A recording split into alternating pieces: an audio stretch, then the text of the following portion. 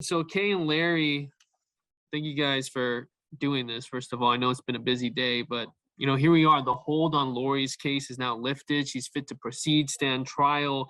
How are you feeling right now that she's going to be able to do this alongside her co-defendant, set for January 2023, as all things have been documented right now?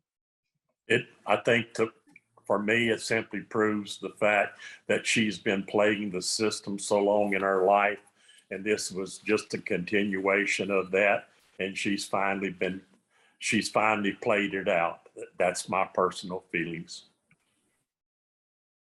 I am elated. I'm relieved. Absolutely. I have waited for this day for 270 days. Yeah. Just like with everything else in this craziness, it took 9 months for once we realized JJ was missing.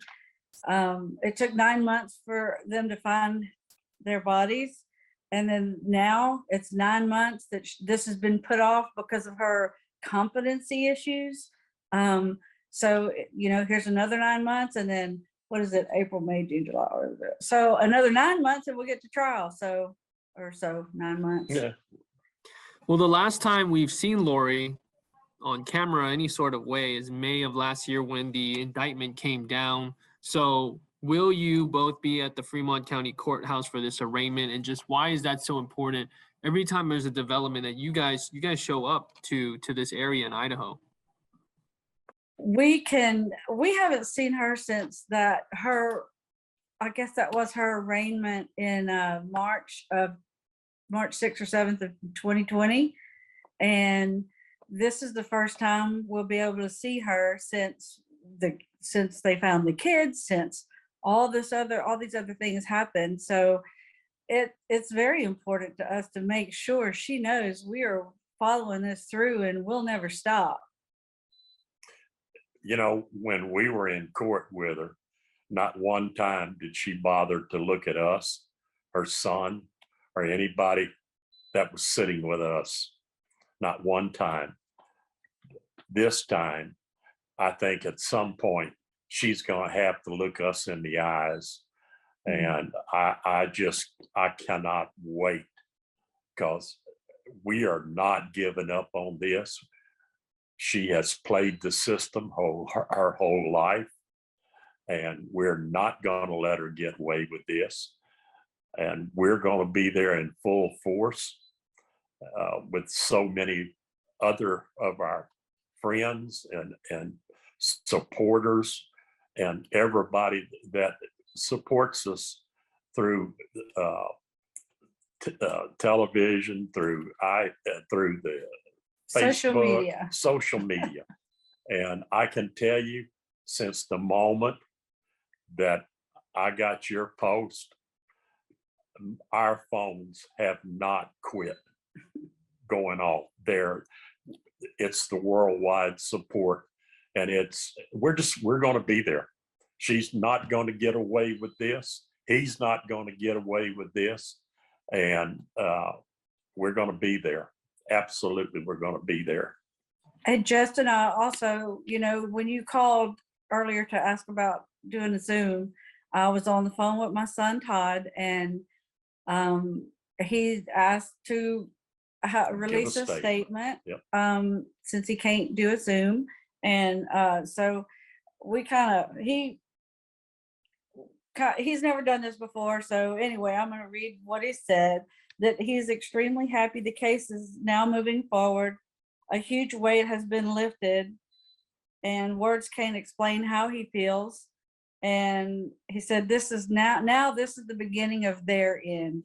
And he is very happy that he will be at the trials next January. Yep.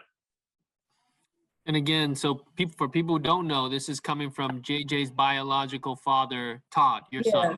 Todd Trahan, JJ's biological dad. Yes. Yep. Now, you brought up a good point, because the last time you saw her face to face was March 6th when she was extradited, after she was extradited to Idaho from Hawaii. Ever since then, it's been Zoom hearings, and the indictment came. You saw her on this little bitty screen, but now you can actually see her in person, and she's finally being arraigned on the murder charges, because people forget that she's actually never been officially arraigned. She's accused, Right. but now it's time to proceed with the case in on her behalf, whereas Chad's case has been moving along, and now there's no severance. They're going to stand trial together as we know it.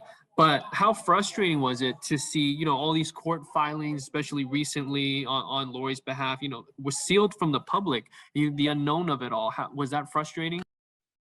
Honestly, I try not, it is frustrating, but I just try to take it in stride because we have a marathon to run, and this is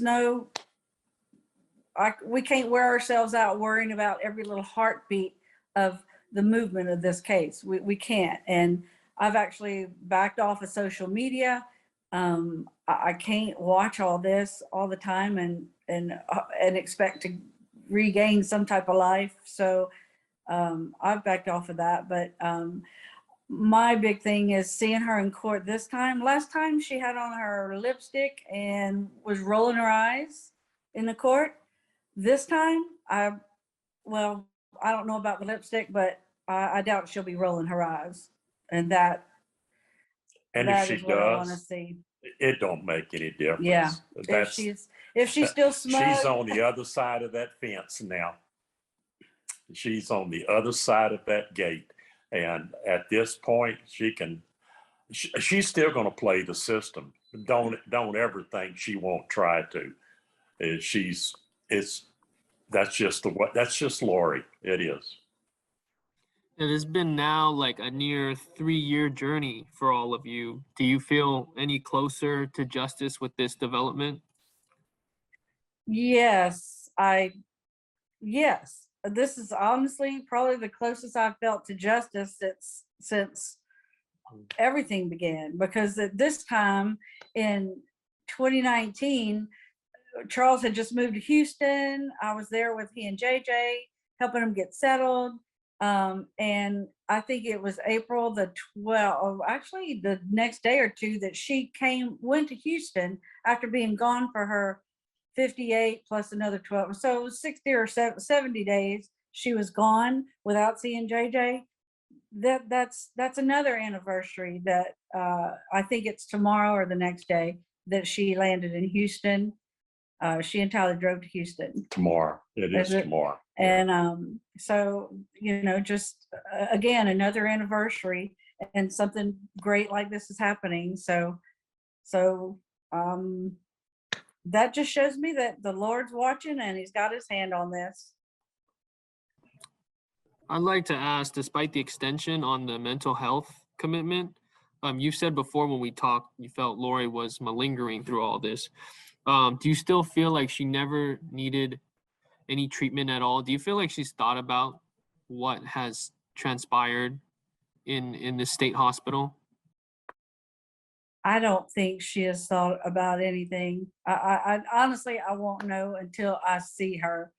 And that if she's stone faced, then to me, she has set her mind on believing Chad's craziness, and that's where her mind's going to stay. And I do believe she's that strong-willed enough to keep that separation there. So I don't know. I won't know till I see her.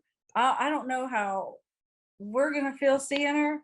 I don't know. I just know that we'll be there, and just that this is very important to us for her to know that we are right there. Just like Larry couldn't attend Chad's preliminary or whatever that hearing was in August of last year. But it's just very important for us to be there and for them to know we're there. What I'm excited about is sitting in that courthouse close as we can to them, just like I did with Chad, and watch who stabs who in the back first. Well, I don't know if that'll come. I don't know if that'll come out in the arraignment, but this should be quite a ride. This should be a ride. It should, to see who's going to blame who first. Yeah. And what lawyer is going to blame the other lawyer. It's going to be I'm not going to say it's a 3-ring circus, but I'm gonna say at some point it's gonna turn into a circus. Oh, it already has. Yeah, no, I mean face-to-face circus. I can't Well, wait. lastly, what would you like Lori to know is she could be finding out right now that she's going to be transferred from the Department of Health's custody to the Fremont County Sheriff and be arraigned on murder charges. What would you like to remind her? That whatever happens in the darkness always comes to light, and you can't run from your crimes, and you're going to have to pay on earth. The truth will always come out. Even if you try to hide it, the truth will come out. No matter how long it takes. No matter how long it takes, It's the gonna truth come comes out. out. And I think she's going to have to deal with that. And so is Chad. I mean, it's not just Lori. They stood side by side, and two children were murdered.